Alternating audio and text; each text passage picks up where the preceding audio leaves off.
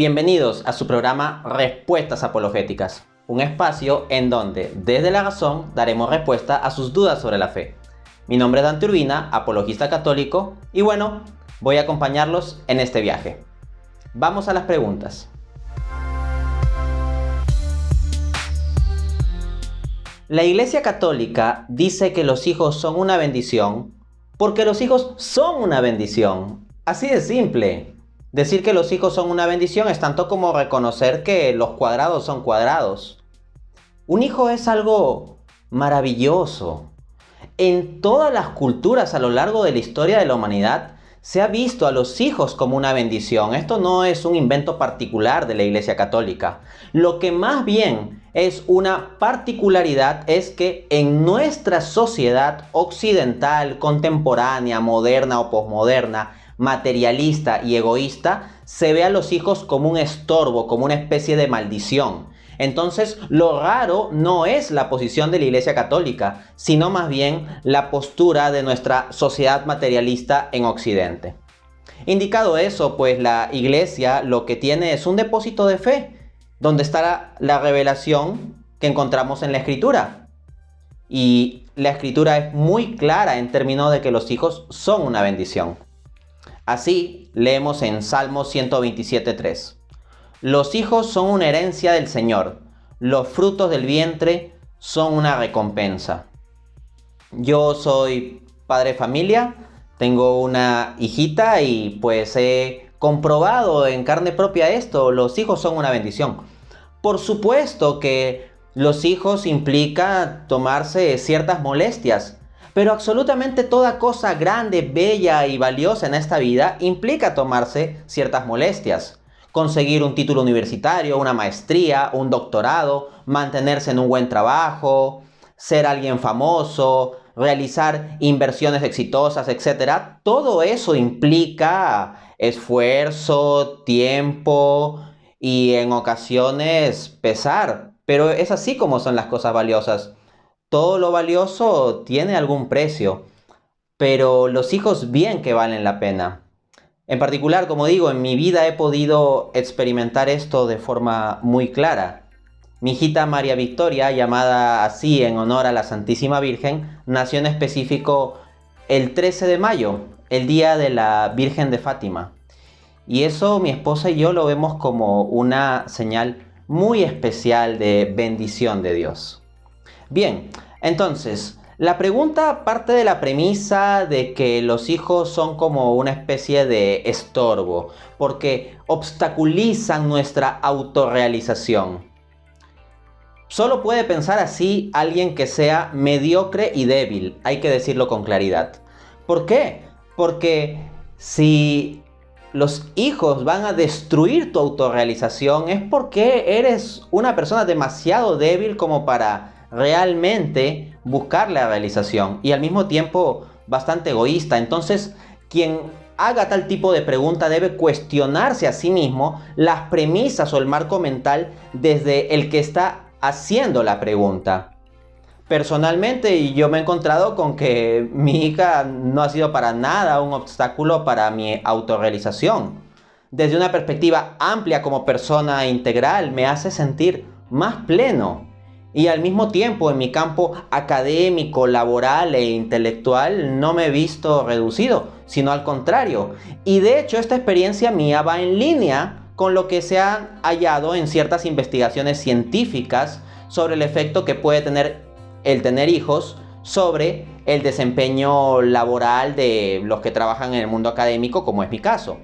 Efectivamente, como nos informa Margarita Castillo, resumiendo un estudio científico al respecto, los investigadores del Banco de la Reserva Federal de San Luis en Missouri, Estados Unidos, midieron la productividad en trabajadores de ambos sexos con hijos y sin hijos a lo largo de 30 años. La solución que encontraron para acotar la investigación fue contar el número de estudios académicos publicados por un grupo de 10.000 economistas de ambos sexos. De profesión yo soy economista, por cierto, hago un paréntesis. Los resultados fueron sorprendentes. En el caso de los hombres, los padres sin hijos o solo con uno publicaron la misma cantidad de trabajos académicos, pero los hombres que tenían tener 2 hijos o más fueron más productivos que los 2 grupos anteriores. Pero lo más llamativo es que este efecto se acentuó en el caso de las mujeres. Las que no tuvieron hijos durante sus primeros 5 años de carrera fueron menos productivas que las que sí dieron a luz al menos alguna vez. Y esa diferencia fue aún mayor cuando las mujeres habían pasado por 2 o más partos. Entonces lo que vemos en este estudio que mide el desempeño laboral para economistas que trabajan en el mundo académico, precisamente lo que es mi caso, lo que se halla es que la cantidad de hijos no parece ser un obstáculo para esa realización profesional, porque resulta que los investigadores con mayor cantidad de hijos son más productivos y el efecto en el caso de las investigadoras mujeres, de las investigadoras, es incluso más acentuado. Así que ciertamente los hijos son una bendición. Asimismo, tenemos que considerar la otra premisa, ¿no? Esto de que son un peso para el planeta. O la idea de fondo aquí es que somos un montón de población y el planeta ya no resiste más. Quien se oponga al nacimiento de niños bajo la premisa de que estamos en una situación de sobrepoblación, debería atender a las siguientes palabras del genial Chesterton, quien dice: la respuesta a cualquiera que hable del exceso de población es preguntarle si él mismo es parte de ese exceso de población o si no lo es. ¿Cómo sabe que no lo es? O sea, tú le preguntas, ya hay exceso de población, ¿tú eres parte del exceso de población? Si te dice que sí, pues entonces debe evitarse el exceso, ¿no? Y si te dice que no, ¿cómo sabe que él no es parte del exceso de población? Eso es una cuestión que podemos trasladarles, ¿no? Al mismo tiempo, no un apologista religioso, sino el economista francés de izquierda, Serge Latouche, nos dice lo siguiente sobre esta noción de la sobrepoblación. Una falsa solución, reducir la población. ¿No podría la ecuación de la sostenibilidad ecológica resolverse reduciendo el denominador? Políticos recomiendan esta burda solución. No obstante, este enfoque evita el problema real de la lógica de exceso que gobierna nuestro sistema económico. Las restricciones son elásticas. ¿Qué quiere decir con esto? Lo que sucede es que el problema no es tanto la cantidad de población que somos, sino el consumismo. Y el consumismo sobre todo de unos pocos que consumen muchos recursos del planeta y presiona sobre ellos. De este modo, el planeta Tierra tiene los recursos suficientes para satisfacer las necesidades de todos los hombres. Lo que no tendrá, por supuesto, será los recursos suficientes para satisfacer las desmesuradas codicias y el consumismo y el productivismo de algunos. Pero entonces lo que hay que cambiar es eso, ese consumismo, no el plantear que hay que eliminar a la gente o ya no tener hijos o cosas por el estilo.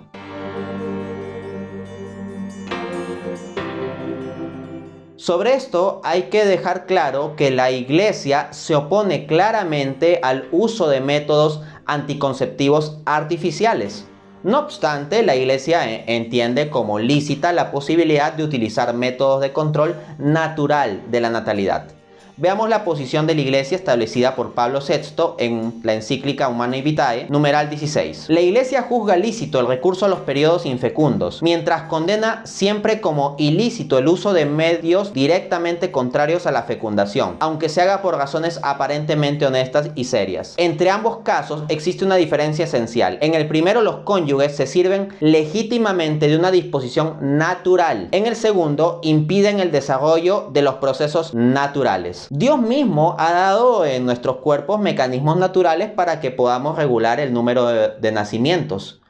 El pretender hacerlo artificialmente es un atentado contra ese orden natural y la ley natural es parte vinculante para la Iglesia de lo que es el depósito de fe y moral que debemos seguir. Desde esa perspectiva, el uso de los métodos anticonceptivos naturales, o para llamarlos mejor, el uso de métodos de planificación familiar naturales permiten el desarrollo del autocontrol, y eso es algo bueno. Como decía Chesterton, el normal y verdadero control de la natalidad se llama autocontrol.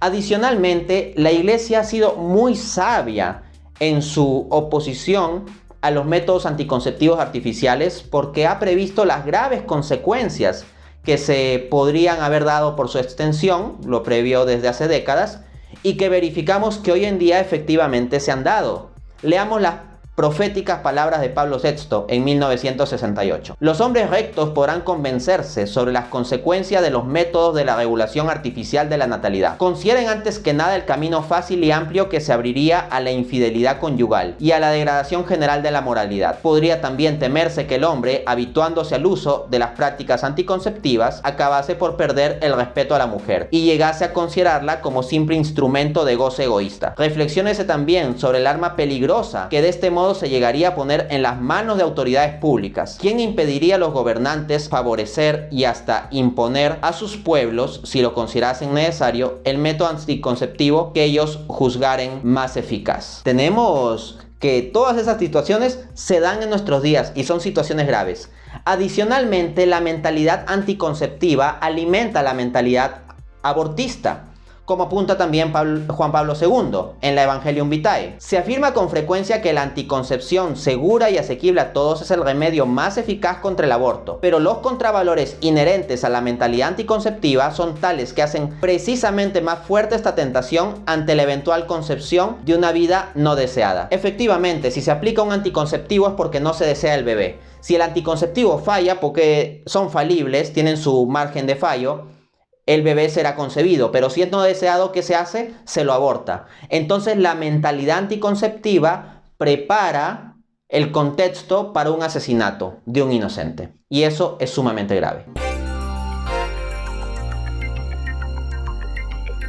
Sobre esta cuestión de manejar artificialmente la generación de los bebés, la Iglesia tiene una postura muy clara que encontramos en el Catecismo de la Iglesia Católica, numerales 2376 al 2377. Las técnicas que provocan una disociación de la paternidad por intervención de una persona extraña a los cónyuges, donación de esperma o del óvulo, préstamo de útero, son gravemente deshonestas. Lesionan el derecho del niño a nacer de un padre y una madre conocidos de él. Practicadas dentro de la pareja son quizás menos perjudiciales, pero no dejan de ser moralmente reprobables. El acto fundador de la existencia del hijo ya no es un acto por el que dos personas se dan una a la otra, sino que se confía la vida y la identidad del embrión al poder de los médicos y de los biólogos e instaura un dominio de la técnica sobre el origen y sobre el destino de la persona humana. Esto me hace acordar el libro distópico de Aldous Huxley titulado Un Mundo Feliz, publicado en 1932,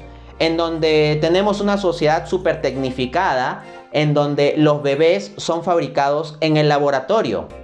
Y básicamente se va a terminar yendo a eso. El punto es, una persona que tenga así su origen, que haya nacido así, ¿no tendrá acaso dificultad sobre su identidad? ¿Podemos dejar la generación de la existencia humana a una manipulación de la técnica? Eso es muy peligroso. Y los peligros potenciales que se abren con temas de eugenesia son graves. Esto no es solo una opinión de la Iglesia, sino que también movimientos como por ejemplo Profesionales por la Ética han lanzado informes pronunciándose contra los peligros de esto de los vientres de alquiler y ese tipo de cosas. Leo el informe: Vientres de alquiler, maternidad subrogada, una nueva forma de explotación de la mujer y de tráfico de personas. La maternidad de alquiler supone, a todas luces, explotación y cosificación de seres humanos. El niño se convierte en un producto de mercado que se encarga, se compra y se vende, e incluso se devuelve y se cambia si no satisface al cliente. Y la mujer que alquila su cuerpo convertido en un mero envase, un horno gestacional. Todo ello da pie a un sinfín de formas de explotación, presión, comercialización y tráfico de seres humanos. No es necesario ni siquiera ser católico, basta ser una persona pensante y con ética para darse cuenta de todos estos males. Y bien, eso es lo que hemos visto por hoy. Nos vemos en un siguiente programa.